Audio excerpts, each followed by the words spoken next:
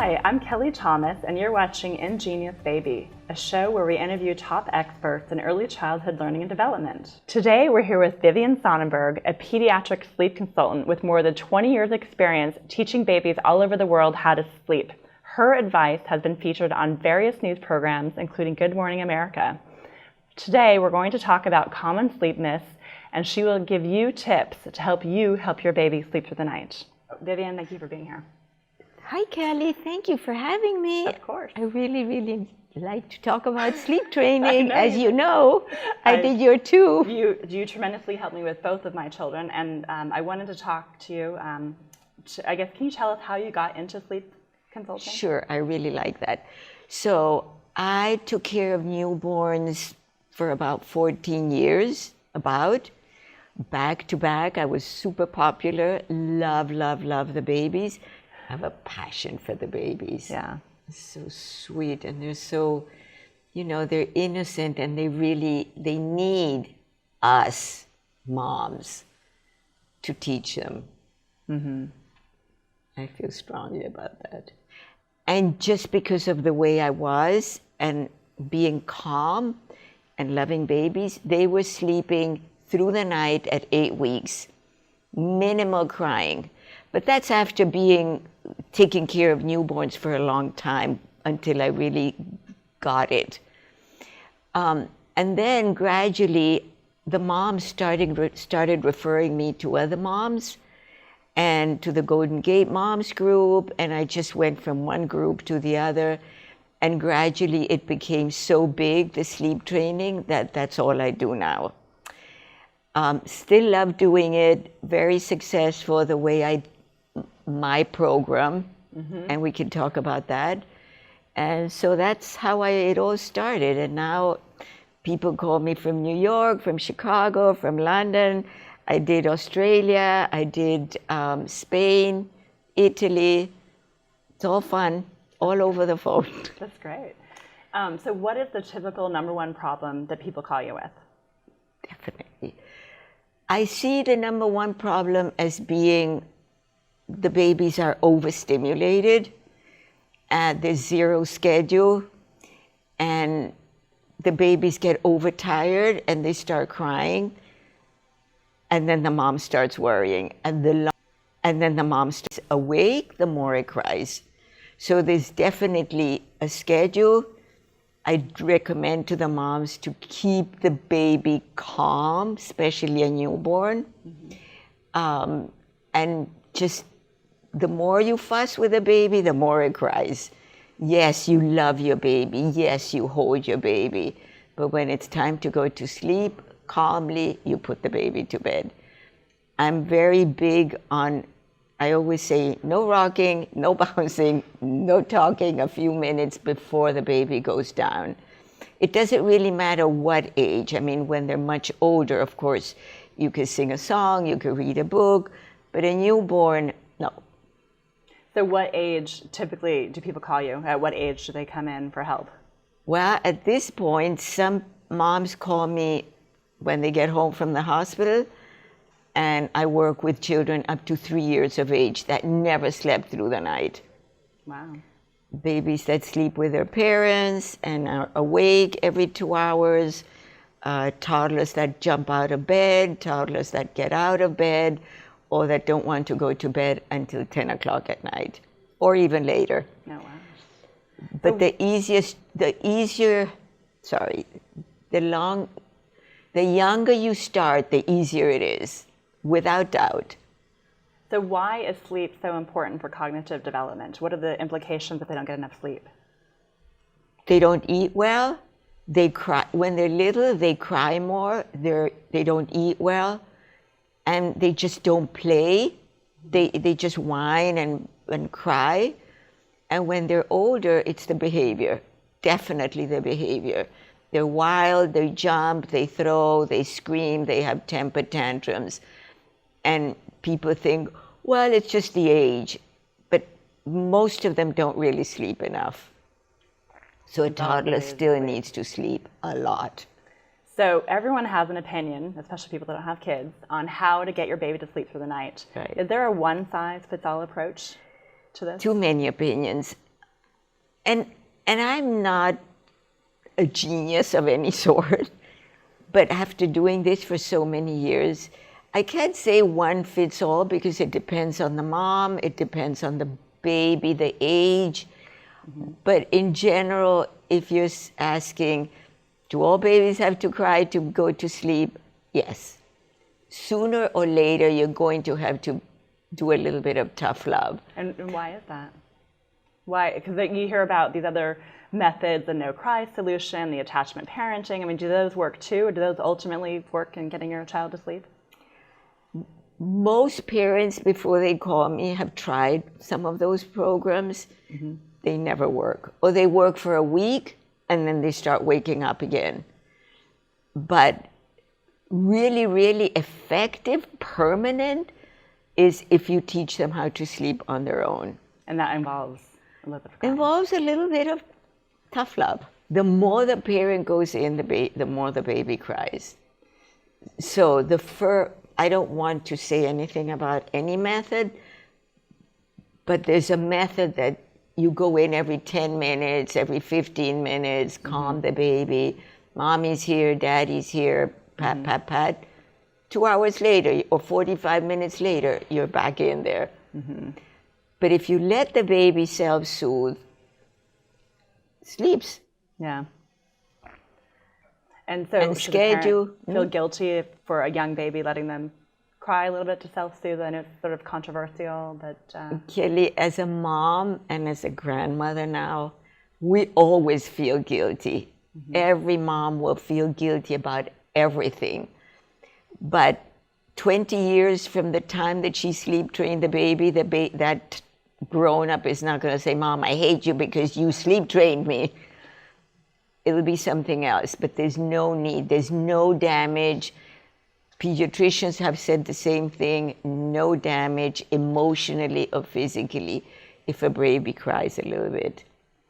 So tell us your secret. How do you get a baby to sleep through the night? So I usually, because naps are very difficult for little babies, they don't sleep or they sleep in the swing or in the rocker. So I start early in the morning with the first nap. Babies are so brilliant, they learn super fast. So if you do a calm putting to bed, cry a little bit depending on the age of the baby, by the evening it's already better. So many babies have actually slept through the night the first night. Oh, wow. But if the mom does it properly, within 5 nights, the baby sleeps through the night. The naps are hard because usually they go in strollers, in the car, in the Bjorn, walking, rocking, bouncing, or no nap. Are some babies just better sleepers than others, or does this technique or principle work on all babies? Yeah, it's the mom. It's definitely the mom. And how does the mom play a role? Like why? In being nervous, being super nervous, which I understand, being anxious about hearing her baby cry. But it works every time. And is there any damage? No. A mom, so I've seen this over and over. A mom that says, I'm okay with some crying. I just go and clean the kitchen or make dinner or have a glass of wine. Those are the moms that are very successful. The mom that worries, it takes a little bit longer and it takes more encouragement.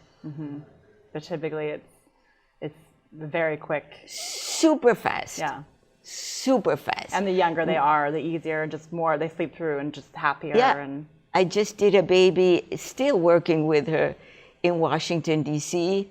One night, 2.5 months. One night, he's sleeping through the night. Wow. It's just, it's just talk about the routine, like why, so I know we said something about the crying, but there has to be other, it's just not just a straight letting them cry for just a little bit. There's a whole Absolutely. Can you talk about? So the first day, like the mom had him in the swing, or many moms, in the swing, in the stroller, on my lap, he's sleeping or she's sleeping. that day the baby has to sleep in the crib or wherever he sleeps at night, but not in parents' bed, and not in the rocker. So he slept all day, any time that it was nap time, in his crib. There was no going out. The second day and thereafter, they can always go out in the afternoon. But the first 2 naps are always the easiest ones.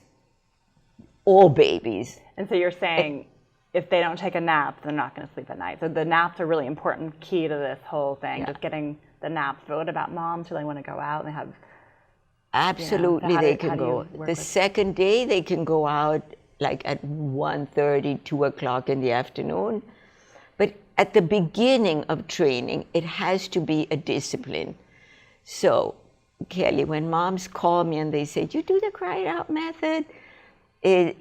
I say, well, there is some crying involved, but I call it a discipline. Because if you're not disciplined and respect your baby's needs until it sleeps properly for 12, 14 days, then it's in a habit of sleeping fine. And you can go out for dinner, you can go to Napa, you can go to friends, but then the next day you always have to get back on the schedule. Mm-hmm. And so you're saying the calm thing is really important. Why can't you put them in a swing or the bouncy chairs, or why do you not advocate for any of that to help them sleep? Yes, of course, it helps them sleep, but it doesn't produce good sleeping, because as soon as the swing or the stroller stops, the baby wakes up. And the other thing is, if the baby sleeps in the stroller all day, then at night it doesn't really know what to do in the bed. And I've had babies that have slept 24/7 in the swing and the stroller, but according to old-time pediatricians, that's not very healthy. Right, because the movement and... Well, the movement and always sitting and always on their back, and it's just not a good thing. It's better for them to be in their bed, calm, move whatever they want to, however they want to move, definitely. And the other thing is that I believe in babies being toasty. Like if they're cold feet, cold hands, they're not that comfortable sleeping. Mm-hmm. Not sweaty, but not cold. Mm-hmm. And as you know, I do not believe in swaddle. Yeah, why no swaddling? Because there's all the methods that you read about that wrap them in a tight swaddle and they'll fall asleep. Why not? Because I find that if you swaddle them for 3, 4, 5 months, I've heard of one baby that has been swaddled for 1 year. Oh, wow. They don't have mobility. And then at some point, their arms are going to go flying all over the place. So the sooner you you let them move, or let them be just like they're in utero with their little hands up, they're totally fine. Mm-hmm. So I don't believe, maybe swaddle for 3 weeks, but I always swaddle with little hands up. So that it just helps their movement. And that, it's all about being more natural. But I wonder, why do babies need to cry, though, a little bit to sleep? I mean, why is that? Because from the moment that they're born, they go, I feel they go through so much trauma, birth and put eye drops and diapers and learning how to nurse, and they start crying. It doesn't mean they're unhappy, but they're very instinctual. Mm-hmm. So you know that as soon as you put your baby on your tummy or on your chest, it falls asleep, tummy to tummy. So happy, mm-hmm. No issues. But he's on his tummy, or she. But nowadays we're not allowed to put them on their tummy. But babies are very instinctual. Mm-hmm. They know everything, I feel. Mm-hmm. So having done this for 20 years, you've obviously seen a lot of these babies grow up. Do you see any cognitive differences in kids who learn to sleep well from the beginning versus those who didn't? Yes. Definitely. So the moms call me sometimes for baby number 2, baby number 3, and they tell me, maybe I don't see them, but they say, Vivian, so-and-so is so calm, sleeps so well, actually wants to go to sleep when it feels tired, and just great. Can you help me with 2 or 3? Actually, next week I'm going to a third level, three girls. But when I see them, the child that sleeps well is just a very calm, happy little toddler, plays for much longer than the other ones. But it also has to do with how much stimulation they get. So the child that has grown up with maybe 2 or 3 toys instead of 75 toys actually plays better. Anyway, they're calmer and they're just happier. They look better. Oh, the other thing is, tired baby in general is kind of pale. As soon as they start sleeping, they get little rosy cheeks. So, so you're saying the differences you see are mainly the calm benefits, not necessarily like how they're do academically or in other areas or socially if they have slept, wanted to sleep early. I like any other feel differences? that even academically, they go to school or preschool, they just mingle better. Because, Kelly, the sleeping is not just about sleeping. If a mom is really religious about the sleeping throughout the little young years, she's also religious about maybe discipline and the times they eat and what they eat. So that's also very important. What they eat, when they eat, even for a newborn. How often do they eat? I get parents that at 6 months said, oh, yeah, he ate yesterday, but I didn't have time to feed today. And then I say, well, how would you feel if you didn't eat today? So, I mean, we have to be, as I always say, respectful of our babies' needs and our toddlers. So just it's about the routines and just giving them early on structure is very important for them to thrive. Absolutely. Super. And they love it. They actually love it. Because if they're out of control, Then they that's a little act bit out. scary. They start acting out in other ways if Exactly. they feel. Exactly. So any other tips that you can share for a new mom that is like not getting any sleep, up all night? Anything else you can share? Good. So when moms call me when they come home from the hospital, I kind of recommend, even if they don't hire me, be calm, try to be calm, a new mom, but try to stay with good habits. Like if you put your baby, the newborn, on the sofa, then on the chair, then in the swing, then in the rock and play, the baby never knows where it's actually supposed to sleep. I'm now comparing them to little puppies. And then what about, like you had mentioned something in the past about circadian rhythms, like when you bring a baby home, how does the light, like in terms of getting them, even though they don't have a schedule so young, can showing them daylight help kind of set their rhythm for sleeping in the beginning? I don't believe that the room that moms have to buy or families have to buy dark shades. I feel that if you train a baby, like a newborn baby can't really stay up more than maybe 45, 50 minutes maximum before it starts crying again. But that changes pretty quickly. Like at 2 months, they can stay up an hour and a half or so, right? But the signs are very, very predictable. They start kicking more and whining and moving more. And then at 4 months, it changes again. They can stay up longer. But if you go past that time, then I call them jet-lag babies. And then they're overtired, cry, cry, cry. Mom thinks, oh, he's not tired. Cry, cry, cry. Stimulate. Yeah. Because it's harder to put them down if they're too tired. And then it's very hard to get them to bed. Like the toddlers that go to bed maybe at 10 p.m. still wake up at 5 or 6 in the morning. Oh, wow. Just because the light, or because why? I have no idea why 99% of babies wake up, whether they're 8 weeks or 2 years, 5 o'clock in the morning. I know it well. You know that. I know it well. But there's ways that I stop that. To help them sleep longer. Yeah, absolutely.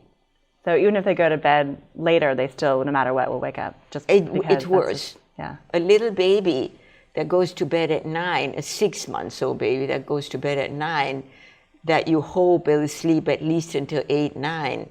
No way. Mm-hmm. So it doesn't matter. The more sleep you get, the more sleep, the better they get sleep. That's one thing that I learned from all the books that I read, because I did anyway, it's a whole long story, but I did read them all, and I went, no good. But Wise Bluth is a good book, and it talks about sleep begets sleep. What's the name of the book? Wise Bluth. Well, it's called Happy Baby, Healthy Habits, Happy Baby.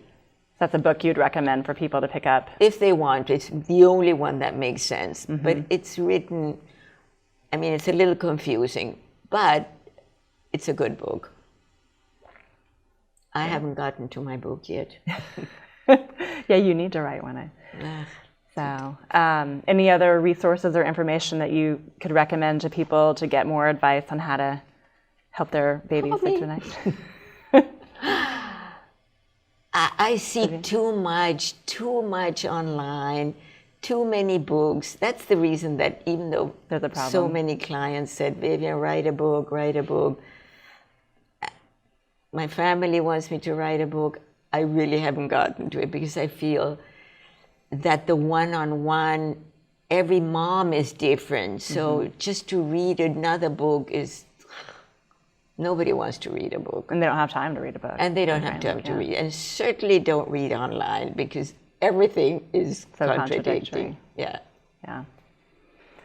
Like the 4 months regression.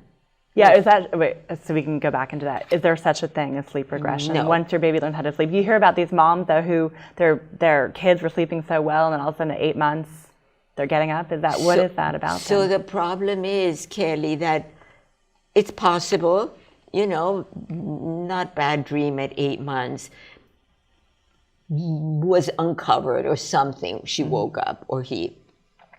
Mom goes in to see what was wrong. Nothing was wrong. The next day, the baby will do the same thing, will wake up again. So then that's when the mom says, okay, buddy, there's nothing wrong. Settle down.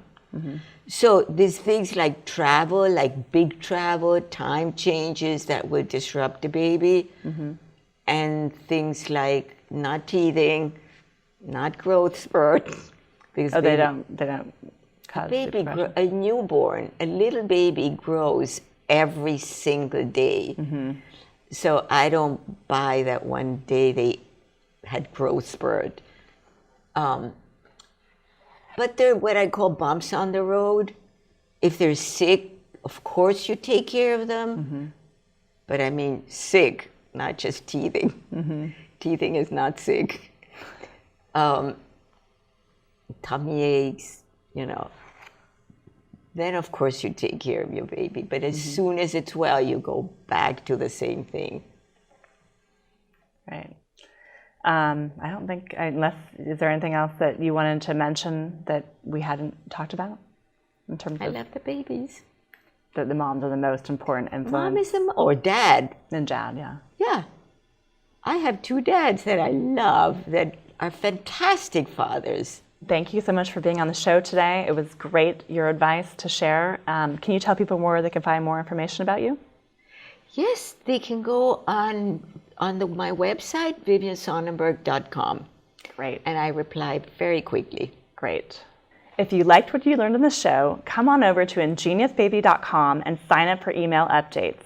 You'll find more information in the areas of sleep, nutrition, music, math, reading, and motor development. You are your baby's first and best teacher.